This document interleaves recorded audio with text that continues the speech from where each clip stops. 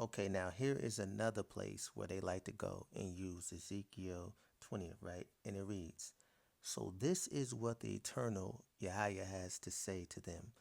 Watch carefully. I will personally judge between the prideful sheep and the weak, lame, remnant, skinny sheep," right? That's people. Because you prideful sheep bully the weak, right? Push them around, threaten them with your horns, and to have scattered them to distant mountains, meaning scattered them to to trust and believe and serve different entities, different idols, different forms of religion, spirituality, just so much idolatry pushed upon them. Indoctrination, right? Yahya talks about that.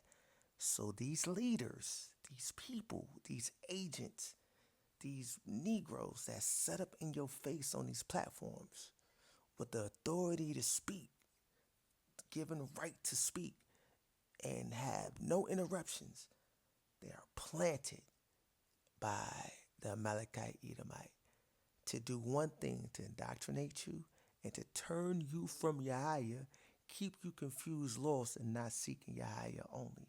Right? They are the prideful ones. Look at their demeanor, their attitude, their ways. Are they not arrogant? Are they not prideful?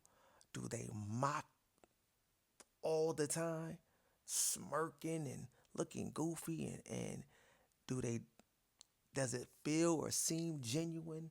Who's in the live? Who's around them? You know, how are they perceived? Do they seem a little witchy, a little warlocky? Yeah, right? Because they sent by the government, planted by the government, allowed to do these things by the government. And when I say government, I'm talking about the Amalekite Edomite, not Yahweh, right? By by our enemy, the true enemy of Yahweh, and the true enemy of us. That's in Numbers chapter 24, verse 20. For Yahweh will war with the descendants of Amalek from generation to generation. And we see that order throughout the whole book with Haman during the time of Esther, with Agag during the time of Saul, and when the Amalekites approached the Israelites coming out of Egypt during the time of Moses. It's always been the Amalekites. Still to this day, it's the Amalekites. You just the Amalekites taking on a different form. They have a prophecy. They have a you can tell who they are by, because their prophecy is that they will be the robbers of our heritage, right? And we see only people who has done that is these Jews, these little hats, these Amalekite Edomites, man. They are the robbers of our nation, right? But, you know, they take on a different form because only one bloodline is left of the true line of Amalek, and that's the seed of Hadad. Look that up, the seed of Hadad. Just look up the scriptures. That's the only bloodline of Amalek that's left on earth that escaped the punishment. Yahweh allowed him to do that to fulfill the vision in Genesis, right? With Isaac, what Isaac was telling Jacob was going to take place. When it's going to come a time when your brother Esau is going to snatch the yoke off his neck, and that yoke is going to go on your neck, and he will rule over you. But it's going to come a time when that yoke come up off you, Jacob, and your descendants, and you regain rulership, and in a and the Amalekite Edomites will come up under you. Well, not the Amalekite Edomites, because they are purged forever before Yahweh off the face of the earth. But the other tribes of Edom, right? Because Edom is a Hebrew nation too, and they're into tribes.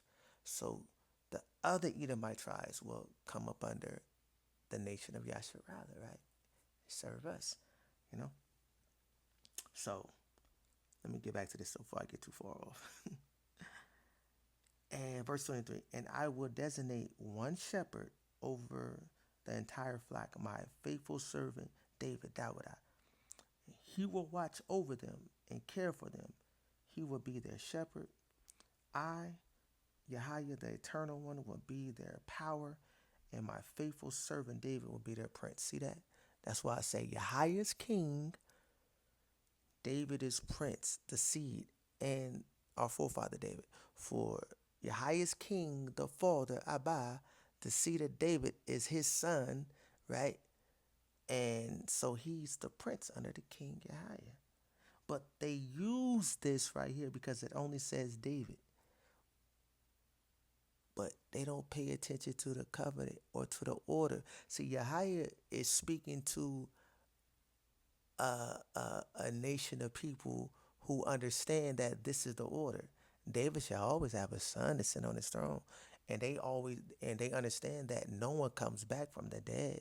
They understand that we don't keep up or follow the doctrine of heathens or the other nations who believe so.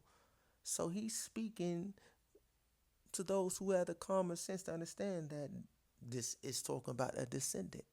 But we're going to tackle that as well with the next script right here. The next script, we're going to tackle that, and we're going to go into Jeremiah and really put this thing together, right? So stay with me. Follow the message. Serve Yahweh only. Yahweh is king forever. Baraka.